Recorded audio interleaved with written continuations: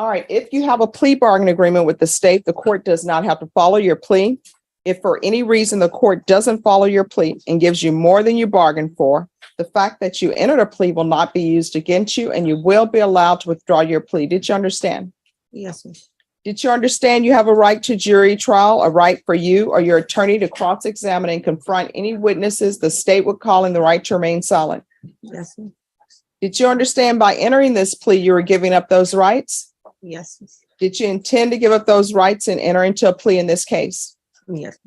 Did you understand if, I'm sorry, just one moment. I'm reading the paperwork and I'm just trying to make sure something's in here. All right. Did you intend to give up those rights and enter into a plea in this case? Yes, ma'am. Counsel, has your client been able to provide you with any defenses? Yes, Your Honor. Do you believe she has a rational as well as a factual understanding of the charges against her? Yes, Your Honor. Do you believe she's currently competent and was legally sane at the time of the offense? Yes, Your Honor. Ms. Alvarado, has anyone threatened you, coerced you, or placed you in fear to get you to enter this plea? No, Anyone promised you anything other than the plea? no. Are you satisfied with the way you've been represented? Yes, Are you a U.S. citizen? yes, ma'am. Court will find that defendant has knowingly and voluntarily waived her right to jury trial. Showing you the plea bargain page. Did you review that with your attorney? Did you understand it? Yes, ma'am. All right. According to the plea, punishment is to be assessed at 2 years in the state jail facility. There's a $500 fine. State recommends community supervision. They're taking in consideration County Court Cause number 711577. There's to be restitution payable to the following: Brian Bonilla, Bonilla, David Chavarria, Mike Rodriguez, Jaime, Hayme, Chavarria, Graciela, Graciela, Rodriguez, Mike Xavier Rodriguez, Destiny, Destany, Bustamante, Daniel Bustamante, DWI Intervention, Victim Impact Panel, and Ignition Interlock for half the term. Did you understand that to be the plea? Yes, ma'am. Defense? Yes, Your Honor. State? Yes, Judge. Showing you the waiver of appeal paragraph. Did you review that paragraph with your attorney? Did you understand it? Did you sign it in both places? Yes, ma'am. Did you understand by signing that you're waiving your right to appeal? The only items that can be appealed are written pretrial motions that have been filed, heard, and ruled upon by the court. Did you understand? Yes, ma'am. Counsel, are there any such motions? No, Your Honor. Outside the plea bargain agreement, the state is requesting that your community supervision be assessed at a cap of 4 years. There be a TAP evaluation, 80 hours of community service restitution, 10 days house arrest in lieu of 10 days in the Bexar County Jail. Did you understand those were recommendations from the state and the court does not have to follow those recommendations? Yes, ma'am. Then to the offense of driving while intoxicated with a child under 15, how do you plead? Guilty, not guilty, or no contest? Good. State, any evidence? State all proceeds exhibit 1 in all attachments. Any objection? No, Your Honor. Your Honor, here's the dismissal. Oops, sorry. And let me give this to you.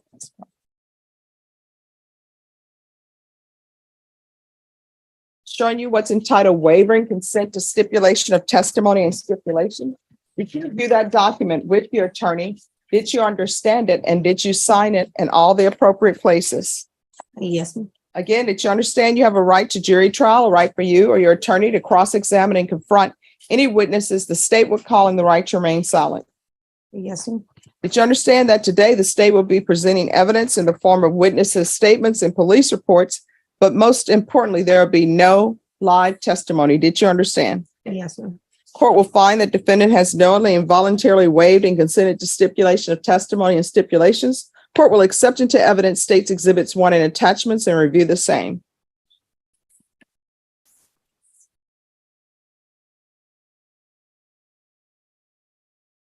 All right, after reviewing states exhibits 1 and attachments, the court will find there is sufficient evidence to find you guilty, and the court will find you guilty. Are you proceeding with sentencing? Yes, Your Honor. Anything you wish to say on behalf of your client? Yes, Your Honor. My client has been on the portable device. We would ask the court to impose that or continue imposing that instead of the ignition interlock. She is no longer driving. It was an affidavit of driving on file with the court in a pretrial motion to ask the court to modify that, which the court did. And we just ask that continue during her probation. Regarding the term of community supervision, we understand that the state is capped at 4 years. We are asking for 2 years. This is Ms. Maribel has very little criminal history. This is her second encounter that has landed us here. Maribel Alvarado stands before the court, accepting responsibility for driving while intoxicated with her child. Her attorney highlights her remorse, minimal criminal history, and willingness to make restitution. The judge considers her family situation and the safety of her children while reviewing the plea agreement and probation recommendations for the upcoming sentence. She's been very remorseful and very quick and willing to accept responsibility for what she's done or what happened, what transpired. She has insurance, which we feel should be able to compensate anybody who was involved in this. And we'd ask for the court to impose 2 years a probationary period for her. All right, Ms. Alvarado, are you employed? Yes, I'm a self-employed, What do you do? a house cleaning. How many children do you have? Well, living with me too, but I have 7 on total. I'm sorry, what? 7, So you have a total of 7? yes, but only 2 living with me. All right, the 2 that are living with you, what are their ages? 4 and 14. He's gonna be 15. All right, and the other 5, what are their ages? He's gonna be 20. 20. I'm sorry, I'm That's okay. 27, 24, and 23. All right, so they're all adults. They're married. Okay. So are you the only person living in the household? Right now, my brother-in-law, he came to live with me. All right, is your sister living with you? No, it's my brother-in-law. No, I mean, why is your brother-in-law living with you and not your sister? I'm just curious. Oh no, I mean we got divorced, and then I just give him a chance to. Oh, it's your brother-in-law, Yes. not your sister's husband. It's your husband's brother. Yes. Okay.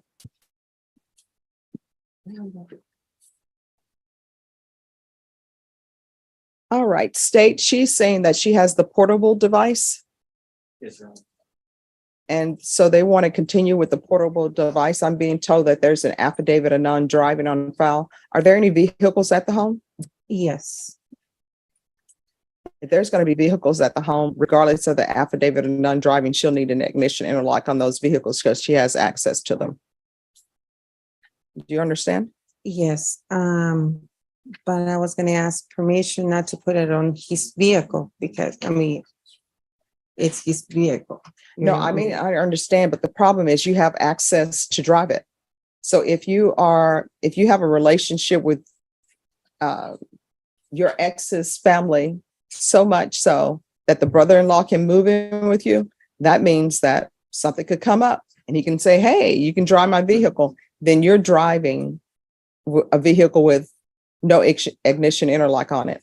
And I understand what people will tell me. They'll say, Judge, you can trust me. I signed an affidavit of non-driving, but I've seen plenty of people who sign an affidavit of non-driving, and if they have a vehicle parked at their home, they end up driving it because a neighbor or somebody will call and say, tell the clerk, tell probation, and say, just so you know, this person is driving a vehicle without ignition interlock. And this is a very serious case. So if he wants to park his vehicle at one of the vias, what do you call those vias where you park your car there? Parking, right? All right. Yeah, if he wants to park his car at a parking ride, he can park his car at a parking ride. But it can't be parked at your house. If it is, it's going to have an ignition interlock on it. Do you understand? Yes, sir. All right. So I'm going to sentence you to 2 years in the state jail facility, suspended and probated for 4 years. There's a $500 fine that will be probated. Take in consideration County Court Cause number 711577. There's to be restitution, if any, to the following people. And counsel, if there's an issue that comes up with restitution, you can always file a motion and we'll have a hearing on it. But there's to be restitution, if any, to Brian Bonilla, David Chavaria, Mike Rodriguez, Jaime Chavaria, Graciela Rodriguez, Mike Xavier Rodriguez, Destiny Bustamante, Daniel Bustamante. The court details Alvarado's sentence: 2 years in state jail, suspended, 4 years probation, fines, restitution, and DWI education. The judge explains the ignition interlock and portable device requirements, emphasizing accountability in public safety. Regular check-ins and parenting classes are mandated, ensuring both rehabilitation and protection for her children during probation. DWI intervention, victim impact panel live, ignition interlock for half the term. Probation, she will be allowed to do the portable device with affidavit of non-driving. And if there's no vehicle at the residence.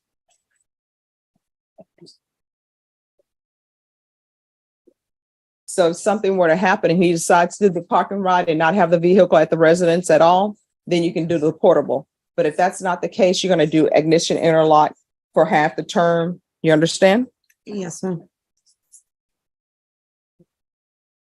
And I believe I said 2 years suspended and probated for 4 years. There's to be 100 hours of community service restitution. I'm going to order parenting classes. And once that's completed, the community service hours will be deemed to be satisfied. Proof of employment within 45 days. There's to be no employment as a home health care provider or with minors. Regular reporting by Zoom or in person.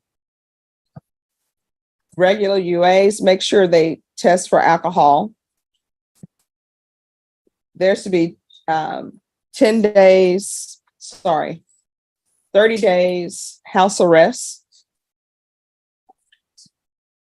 in lieu of the 10 days of the Bexar County Jail. And the court is doing that because I note that you have a 4-year-old and a 14-year-old. And I know the 14-year-old could probably take care of the 4-year-old. I babysat when I was that age, but I know it's something the 14-year-old should not be doing because they have school going on. There's going to be field visits 1 time per month for 3 months. And probation, if there are no issues, then you can cease the visitations or do them as you see fit. And there's to be the DWI education course. Probation, is there anything else she needs? Is there anything else you need from the court to be successful? No, I'm sorry? no. All right, I'm showing you what's entitled Trial Court Certification of Defendant's Rights to Appeal. Did you review that document with your attorney? Did you understand it? And did you sign it? Yes, ma'am. All right, because this is a plea bargain agreement, because I followed your plea bargain agreement, and because you waive your right to appeal, you do not have the court's permission to appeal. Do you understand? Yes, ma'am. Because this is a felony conviction, you're not allowed to own or possess any weapons or ammunition. If you have a question over what a weapon or ammunition is, you'll need to speak to an attorney. Do you understand? Yes, ma'am. All right, we're going to go off the record.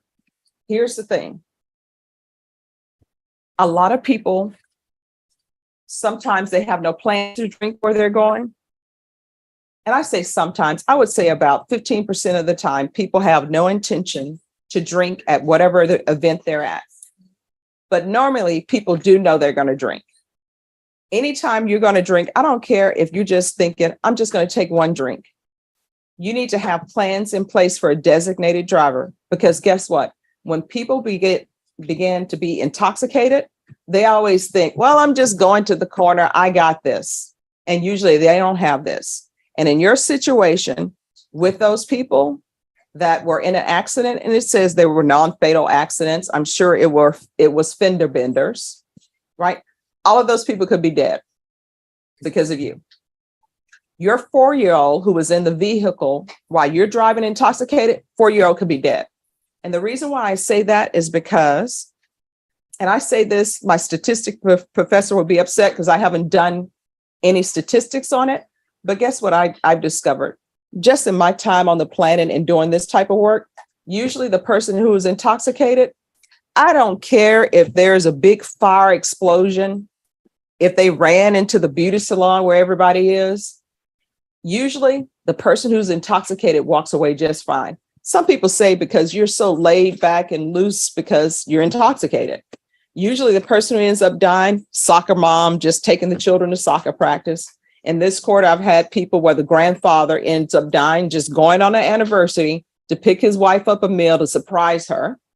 Usually it's the children in somebody's car. These people either end up dying or either they end up getting injured and they're never the same again physically. I had somebody come in telling me as a complainant, I can no longer do the things that I used to do. I'm in constant pain. So when you go someplace and you know you are going to drink, you need to have plans in place.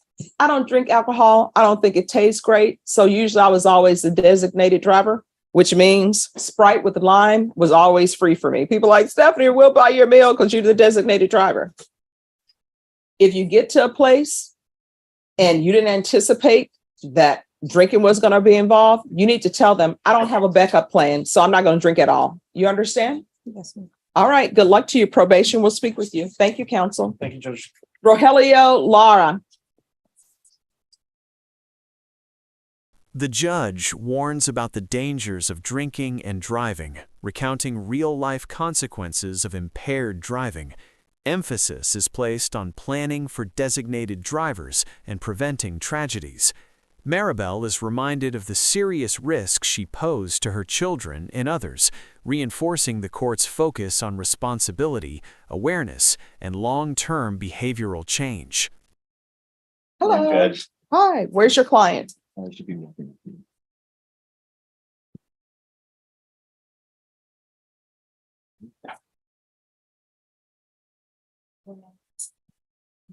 All right. So where are we on discovery?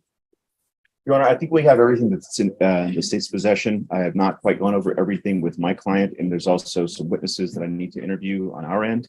Okay. But short of that, we're still in conference. All right. And has an offer been tendered? No, Judge, I haven't had an opportunity to review this case enough to make an offer. Okay. All right, Ms. Ferguson, on Rogelio Lara, can I have a 30-day reset? At that time, state an offer will be due. Yes, ma'am. Thank you, Your Honor. All right. Once you sign the sign the reset form, you're excused. Thanks for addressing it appropriately for court. Thank you. Thank you, Your Honor. Excuse me. Sorry.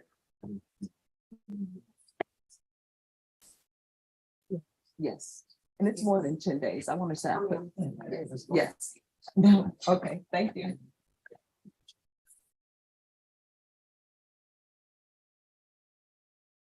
Edward Valdez. Good morning, Anna. Good morning. All right. Counsel, have you received all the discovery? I have so far, Judge. State, were you able to tender an offer? Judge, not yet. We are reaching out to the complainant in this case. It was a case that just came up a second ago. All right. So Ms. Ferguson, on this case, if you'll put it on October 23rd as well, state an offer will be due at that time. Yes, Judge. All right. Once you sign the reset form, you're excused. Thanks for dressing appropriately for court. Thank you. October 23rd, Your Honor. Yes. Thank you, Your Honor. May I have excused? After you sign the reset form. Yes, Your Honor. Thank you. Aaron Alvarado. Who's here for